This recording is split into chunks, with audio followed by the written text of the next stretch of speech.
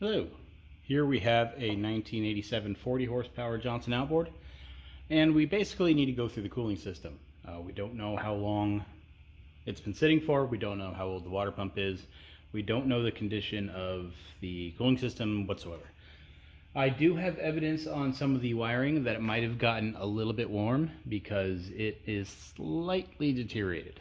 You can kind of see right here on this little strap, it's kind of crinkly. It got a little warm. Not warm enough to do any damage, so our paint's not flaking off, which is one of the telltale signs of it got really hot.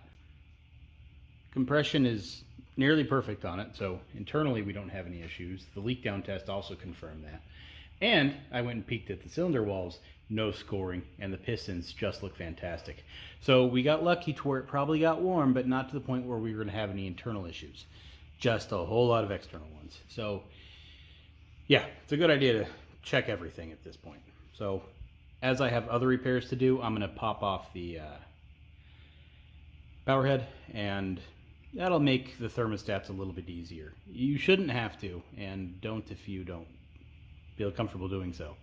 There's also a risk of breaking hardware, which you do not want to do. So do not remove that power head unless you need to. But I need to for other reasons, so off it comes. Alright, with the power head off, it's going to be a lot easier to see what I'm doing. I don't want you to watch this video and think, oh, okay, I'll go pull my power head off. Because you may not have to. It's going to cost because of the cost of the sealants and gaskets. And you may break bolts along the way getting it to this point. But it's going to be easier for you to see what I'm doing here with it off. You should be able to do this with it on. Now, if you break a bolt and you got to drill it out, mainly these bottom ones, it's probably coming off. But if you break a bolt, then you also may have broken bolts taking the power head off, and you may be in a whole world of hurting anyway. We got a lot of stuff here bolted to our cylinder head cover to get to the thermostat, which is down here. So I'm going to take that off.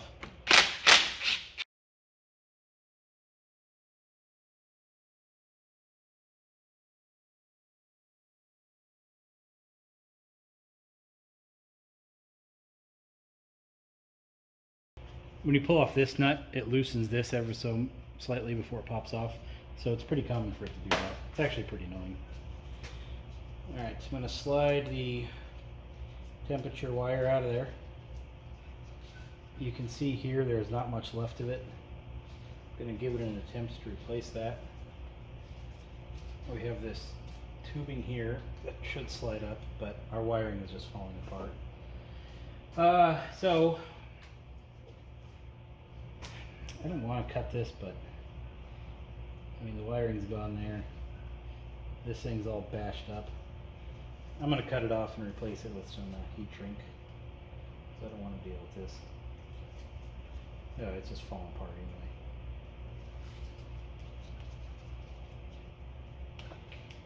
Alright, so now we can get to the disconnect.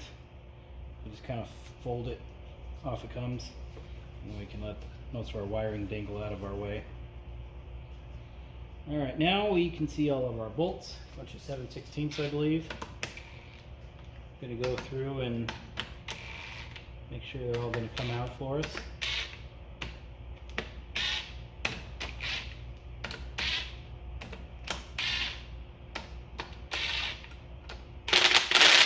So that one's a little tight.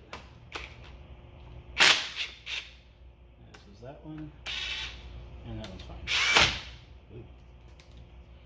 Alright, these should all be the same, but I'm going to set them down on my bench next to me, the way they're coming off, and I'm going to look for any size variance, which I doubt there will be, but you never know. Where'd that go?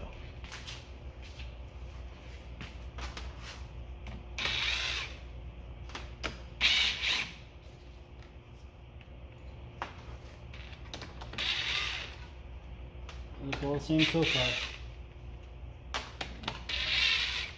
Yep, they're all the same. Alright, so we got lucky. All of it came off. At least it looks like it. The voltage regulator there is attached I have a 5/16 for some reason on the bottom. They're all like that. That's normal. I don't know why the size difference, but whatever. So I'll pull the 5/16 out first. I also hear the hollowness of the cover, so I think the cover's ready to fall off.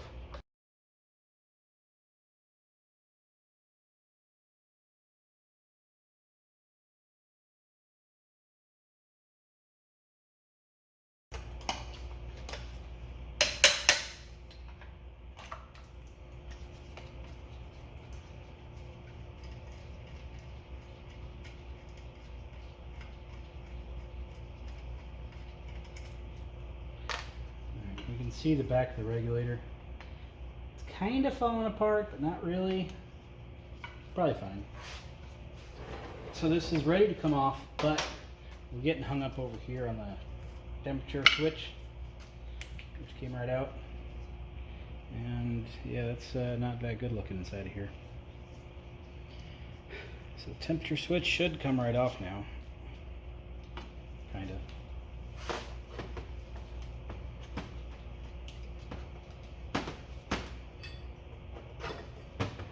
So it's pretty destroyed. Looks like it got warm, or the rubber started breaking down, or both.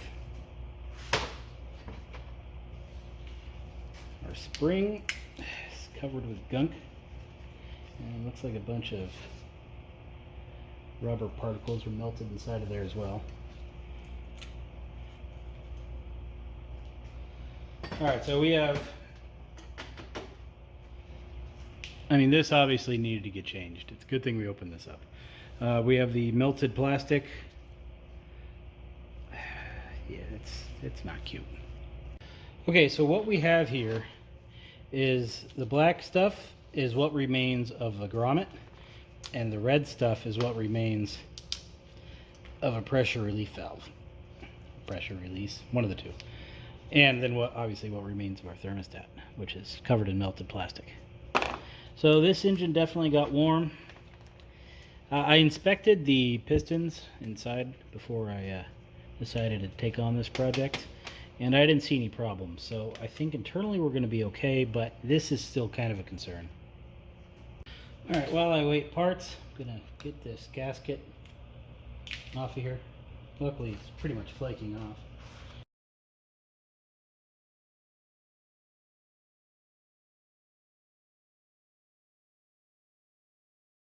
Alright, I'm going to run my tap down these holes.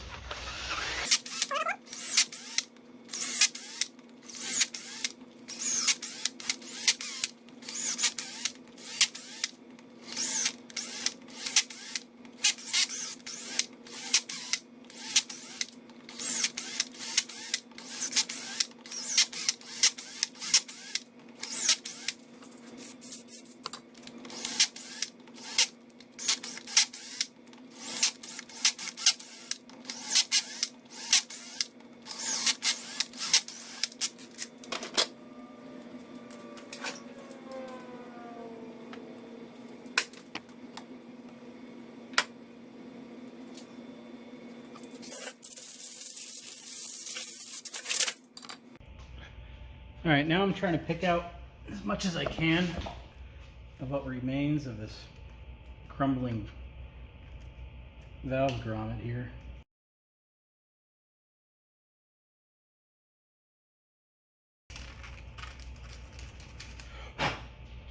Alright, as you can see, the gasket surfaces are cleaned up, holes are tapped, so we are ready to reinstall. Got myself a thermostat. Two little seals for it. I'll show you how the seals work. So most people just think it goes like that. Oh no. There is a tiny little lip that actually fits in there. You can't really see it unless you know it's there. Come on. Come on. There we go.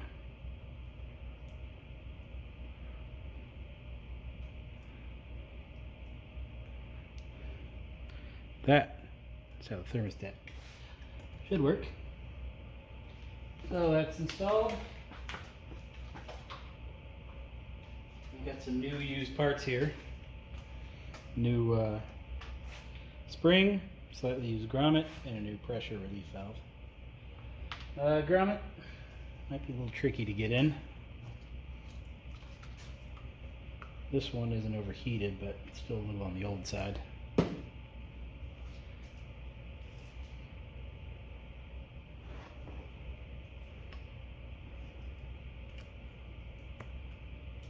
Well, that was easy, huh? Now our valve and our spring will go there. Hopefully it stays. New gasket is right here.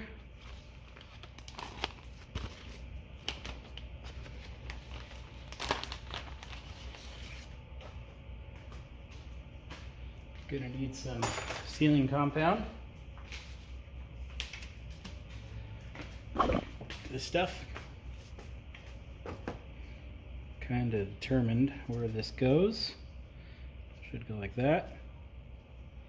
Almost forgot the overheat alarm. That would have been slightly on the embarrassing side. Let's lube up that grommet a little bit. This is used too. They don't. You can get them new, I guess, but not really. You get a 2-wire version, which is made for the fast start. It'll work fine, but not entirely what you're after. So, used one in quite good shape here. That'll be fine. I've already cleaned up all of the hardware. Goes inside of there, so it's nice and pretty looking.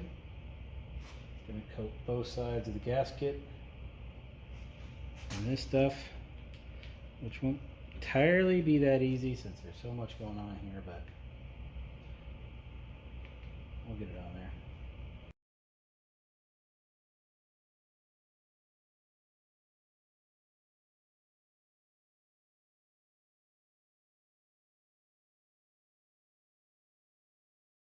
Spring has been located. It's been there again since it worked out so well the first time. I'm going to reinstall the voltage regulator later. I think I'm going to start getting that spring in. There's a little tiny nub on the inside of this cover, and that little nub should hold that spring in for me. So I'm going to put 2 bolts in the bottom, just a little bit in, just to make sure that stays put.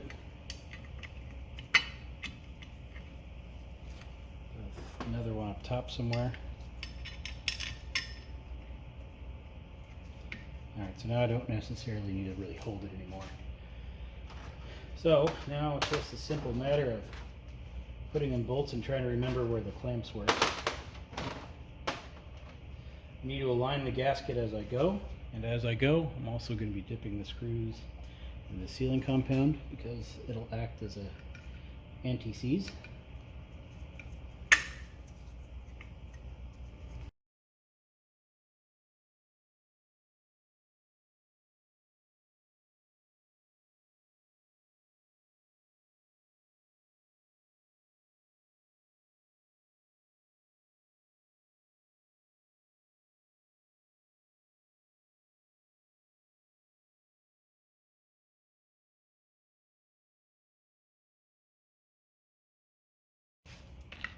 Start in the center, work my way around.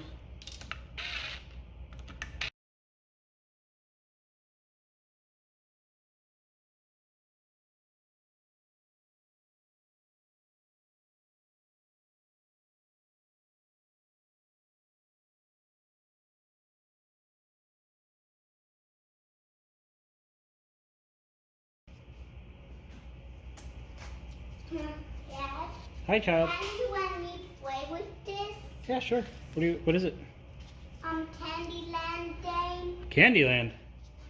It's a day, but it's called Candyland Day. Never heard of it. But let's just play with it. Okay, let me install this coil. and then we'll go play the game, okay?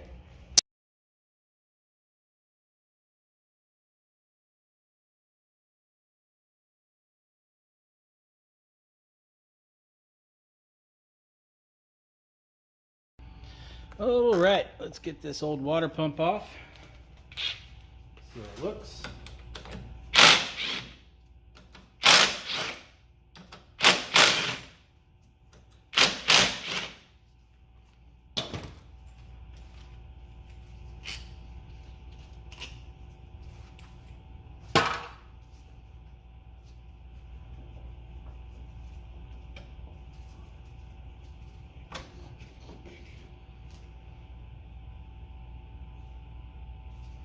The wear plate looks okay. We have some melting on the plastic there, or degrading. It's an old pump, so either one. Impeller is stuck, as they usually are. Usually what I would do is steel wool or clean the drive shaft up, but didn't this time. Water pump's there. We have some melted vanes on the ends, which you can kind of see. So it's probably run for a little while out of the water. It's probably melted the thermostat valve thing there too.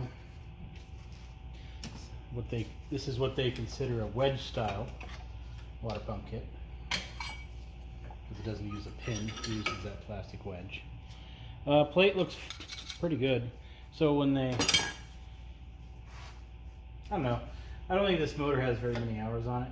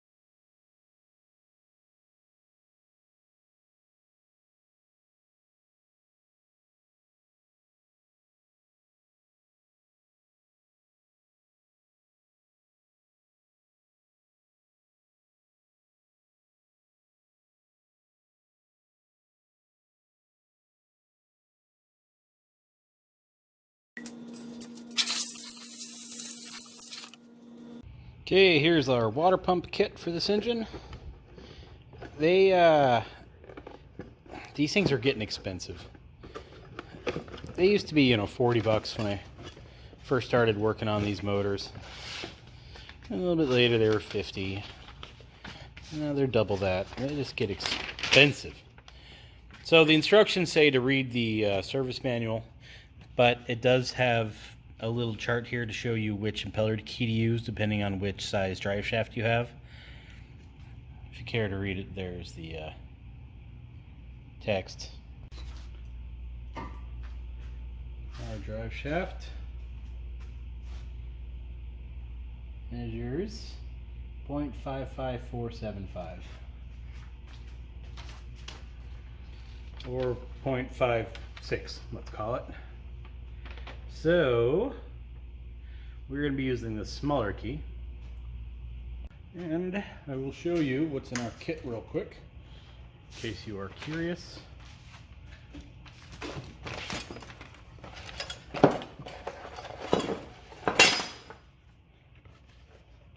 We have our box,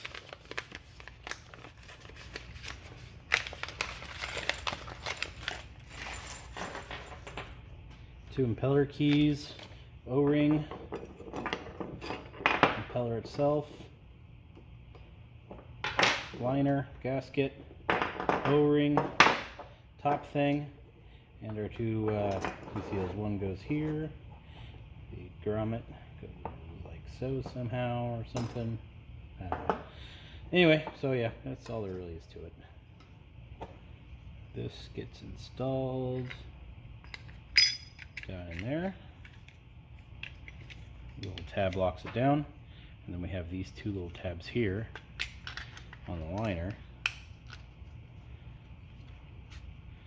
that clip in right there, and everything just fits nicely. So here's my conundrum. We now have a gasket. We originally didn't. So this is an updated kit, hence the black impeller housing instead of that old tan one. Now, should we use it? I don't know. Could this be for a commercial engine? Possibly. Will it space the water pump up a little too high? Possibly. We didn't originally have one. Should we use it? So, I've looked up what this water pump kit fits. It's also used on commercial engines. I looked on commercial engines, they don't use a gasket here either. So, should I use a gasket? Well, it comes with it, and I don't think it's really going to be an issue. I want to use the gasket because I like the idea of using a gasket, because that means I can use the gasket sealing compound instead of the 3M sealant. The 3M sealant dries very fast. Hold on. Okay, so this stuff dries very fast. This stuff doesn't. When I put the water pump on, this is going to move ever so slightly. It may break the seal that I've created with this stuff. Will it? Probably not. But it does happen. This seal here is extremely important. Without it, you're not pumping water. Which is always, when I do smaller motors, like the 6 horses and older engines, the service manual says nothing about sealing that plate to the housing. However, in the larger engines, like a, 40 and above, they always mention it. And I always see like questions like, oh, I put in a new water pump kit, but it's not pumping water, but I followed the instructions to the T. What's the problem? And my question's always been, did you put any sealant below that plate? And every time the answer has been no. I'm like, well, every video I say you need to put sealant on that plate. So, all right, I guess I'll take it apart and try again. And then most of the time I never hear back from them, which leads me to believe they, sealed it and started pumping. Once in a while I get, yep, that did it. Thank you very much. So, hit her back, I guess. All right, my gloves are disgusting. That sucks. I'm out of paper towels. Also, I bought XL gloves, so the things barely fit anyway, so I don't mind wasting clothes because they need to go. They are too big. It's now time for the impeller key. You're supposed to use needle bearing assembly grease here. What it does is it holds the key on for you. I think if you have any type of sticky grease, it'd probably work fine, because this needle bearing assembly grease really isn't that sticky. I mean, it is and it isn't, I guess. Let's oil the impeller liner.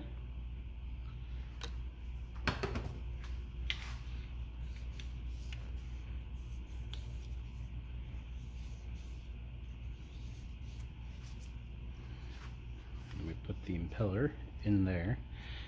We want our keyway little slot down, so when we slide this on, it'll actually go down. I'm going to rotate it counterclockwise as we install. That way when we flip it upside down, it'll be going the right way. I centered it into the hole a little bit.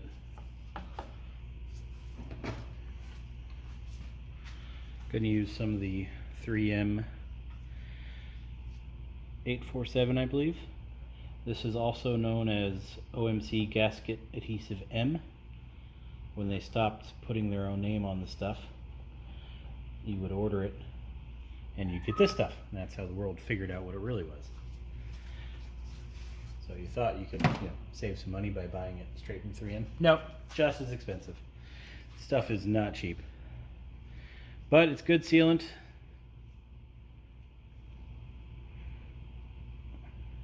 Sticky, really sticky.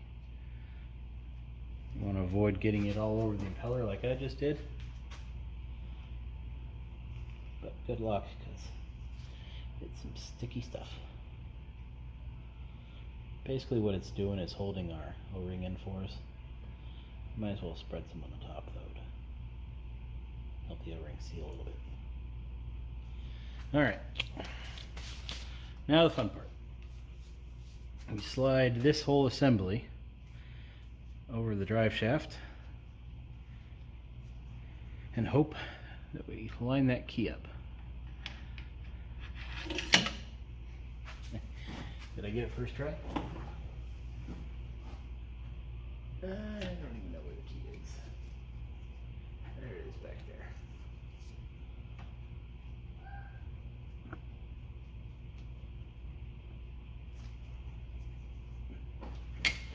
So this is going to be hard, but anyway, you get the gist of it. So I'm going to just kind of get it on there. All right, we're going to install the little grommet that goes on top of the water pump now. Some instructions say to do this, some do not. It's all kind of the same water pump.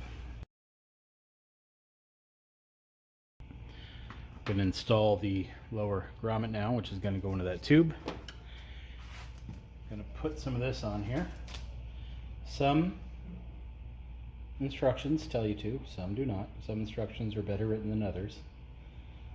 Dad? Yes, child? Can I watch Mario Land? I have no idea what that is, but it sounds kid safe, so sure. Okay, we're going to put some marine grease to the inner lip here. Again, some manuals specifically call it out, some do not. It's not going to hurt anything, and I've had pretty good luck sliding that thing in with it, so putting it on there.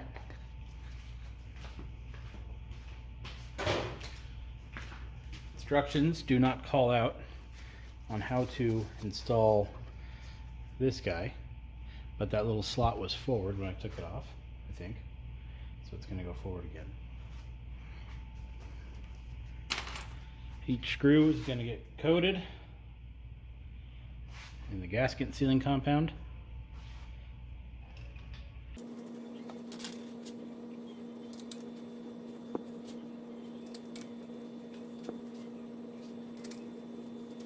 Alright, the recipe calls for the torque settings of these between 60 and 84 inch-pounds. So since I am filming this for the world to see, I'm going to be torquing it down correctly.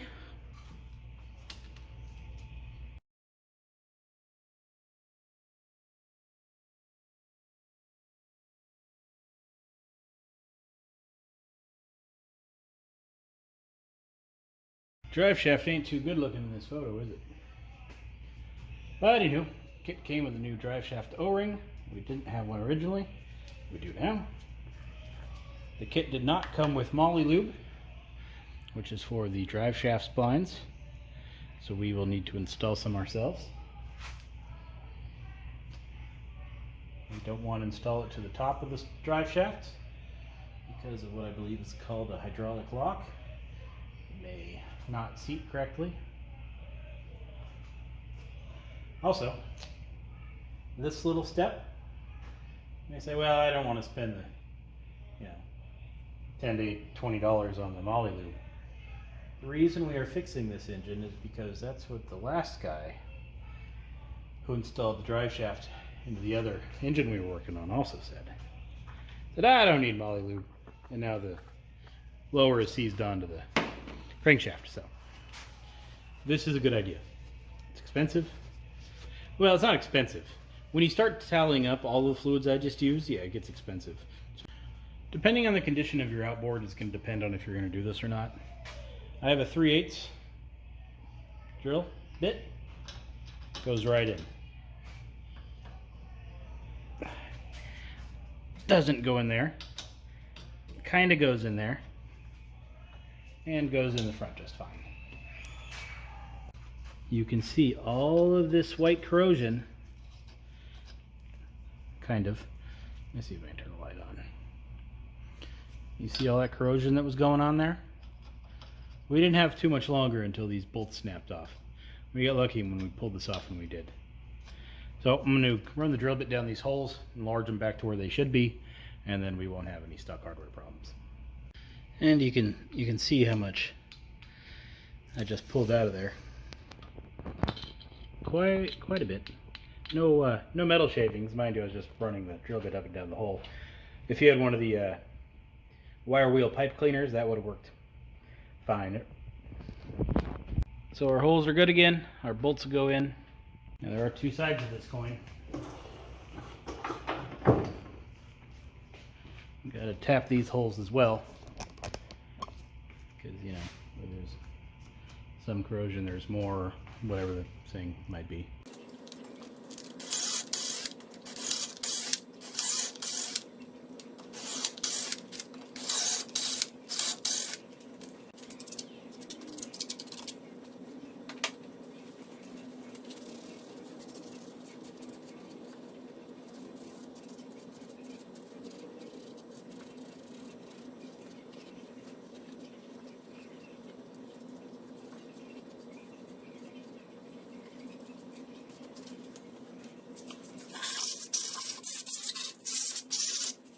The hardware here on the desk already cleaned. I'm gonna put some, what is that stuff called? Gasket sealing compound onto the bolts.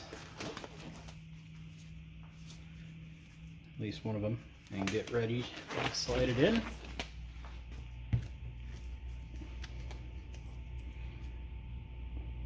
I'm gonna set it right here on the corner by the desk so it's easy to reach. I'm going to slide in the lower while rotating the flywheel there so that the crankshaft lines will engage. It might go in the way it is, but usually you never get that lucky.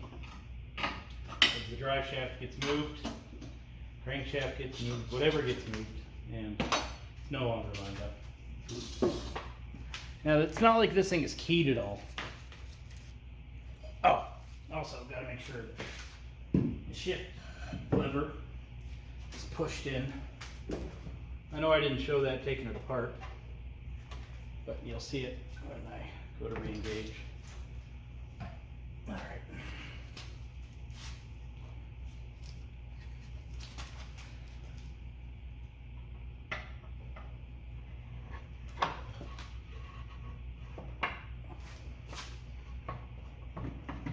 So we are in.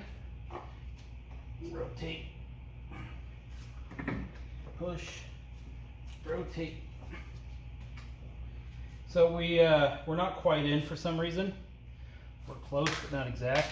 I'm guessing the shift rod isn't lining up where it's supposed to.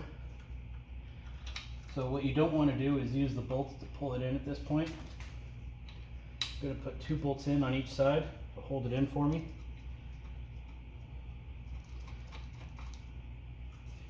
Although one probably worked fine. All right, 1 bolt's in.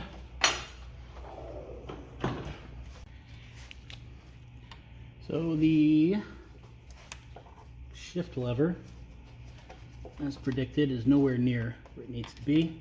Looks like it turned sideways a little bit. Oh no, it didn't quite make it into the grommet. There's a little rubber grommet down there that it fits through. It looks like it pushed the grommet out of the way, which then pushed some pressure on the shift rod to move it forward. I might have to take it back out, but I might be able to get the grommet over the shift rod. Okay, I got the pin in, pulled it out, straightened out the little lower seal grommet thing, put it back in, and tightened it down. The gap that wasn't closing up here in the lower, it turned out the grommet, being nice and new and firm, was not letting it go back all the way in. I took the lower off, pulled the water pump grommet off, and it slid right in the whole way. I put the old worn out crushed grommet on there, it slid right in the whole way. So it was the new, firmer, taller grommet that was preventing it from sliding in correctly. The lower, I mean. So, not a big deal. I put it in, a little bit of pressure, and it went back to its home. Installing propeller spacer now. Cleaned up the propeller shaft a little bit.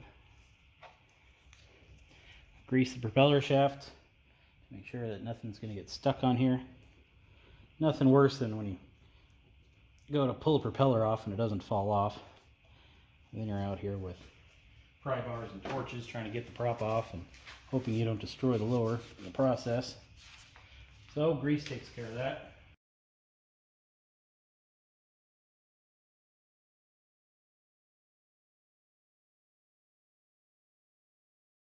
So the cotter pin, shift rod pin, it was actually pretty hard to get in there because naturally it's going to want to spring everywhere except for the little pin here that goes through the shift rod.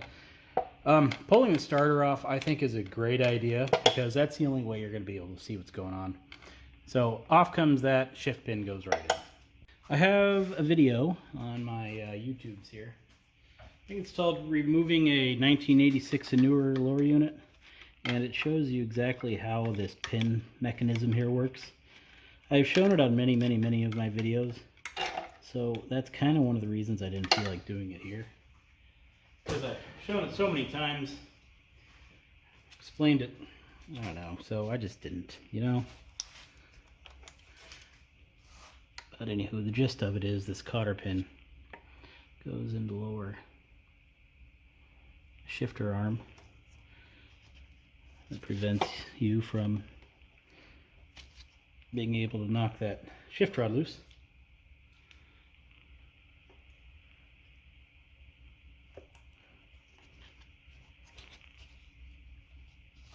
I know you can't see what I'm doing, but you can see where I'm working, and then you can go look at your motor and say, oh, that's what he's doing.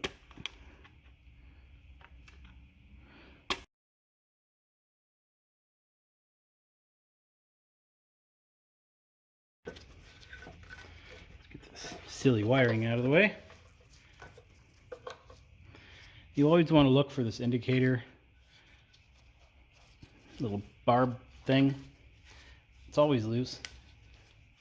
Not always, obviously, but this one's loose. I meant to do this before I put the power head back on, but here we are.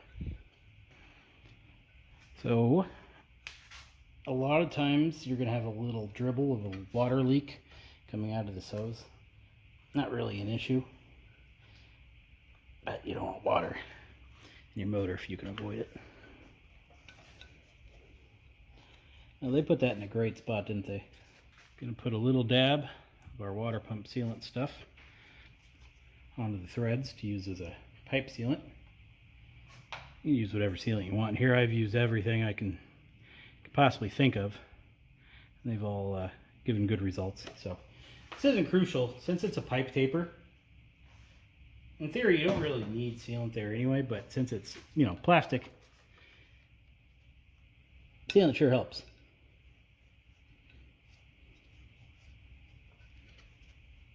Now, the key is to not cross thread it. That is embarrassing.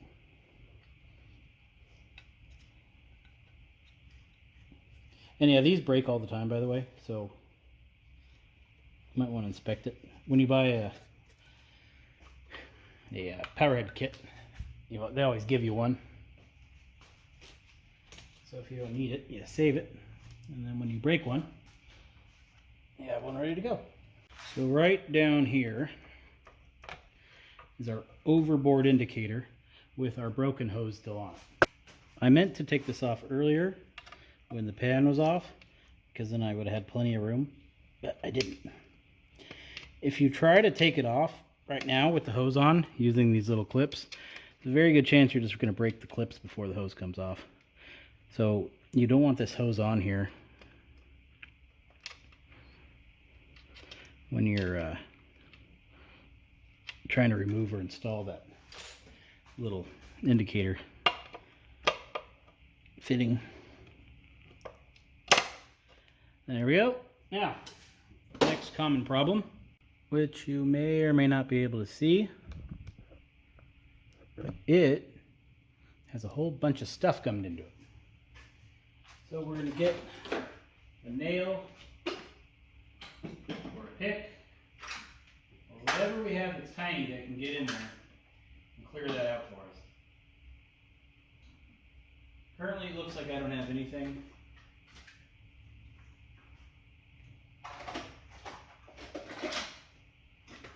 Alright, got a 1/16 Allen key. So I'm going to put it in from the bottom. There we go. And that got all that gunkus out of there. I have a new indicator hose, which is right here. I'm going to install it onto this end first, because this is the delicate end. Feeds through this little fitting.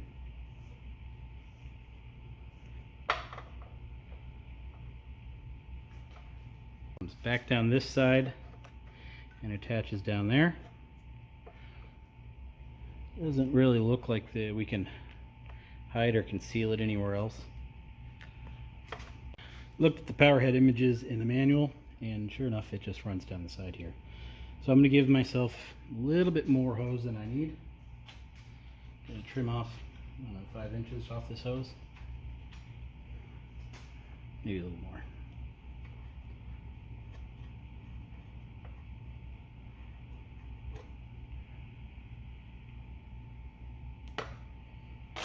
I'm going to slide it over that fitting. Fitting is loose, I know, but you'll see what I'm doing here in a second. Alright, so the hose is on the fitting, so now I'm going to push the fitting down to where it gets nice and tight. It runs our hose downward a little bit, but our fitting is good and our hose is back on. That is basically how that looks.